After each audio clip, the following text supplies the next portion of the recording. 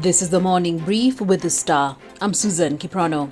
Kenya could have no boarding schools in future if suggestions by the Ministry of Education are anything to go by. Education CS George Magoha now says the Covid-19 pandemic is likely to change how boarding schools are run, with students required to enroll to schools near their homes. In the Star today, we explore the various issues arising from the pandemic and likely to change how education is run in Kenya. Get a copy of the Star by subscribing to our e-paper for only 10 shillings by dialing star 550 star 3#.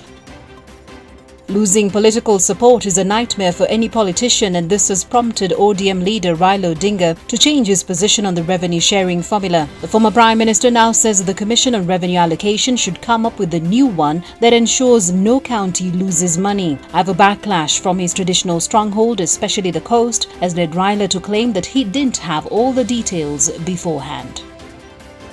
Kakamega County boss Wycliffe Oparanya has certainly caught the attention of political players with his flurry of activities in his backyard in western and in other parts of the country. During weekdays, the Council of Governors chairperson is busy running his county and coordinating measures taken by counties to fight COVID-19, but on weekends, he's busy shuttling from one political meeting to another. Also in Siasa, we look at how Kenyans are facing yet another crisis as the electoral agency remains unreformed and overhaul efforts are stalled less than 2 years to the next election. After the debacle of the 2017 elections, followed by the resignation of 4 commissioners, there was a general agreement that the Independent Electoral and Boundaries Commission needed a total makeover ahead of 2022. The push for reforms at the electoral agency died soon after President Uhuru Kenyatta and ODM leader Raila Odinga shook hands and entered into a truce and cooperation agreement on March 9, 2018.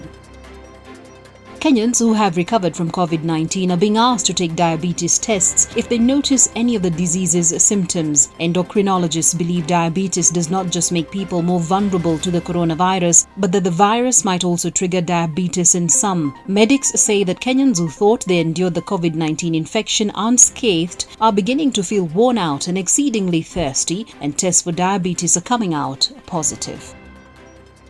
And finally, it's said that all work and no play makes Jack a dull boy. We'll leave you with a clip of a group of matatu drivers and conductors in Nairobi who took time off work in between trips to play volleyball at City Stadium.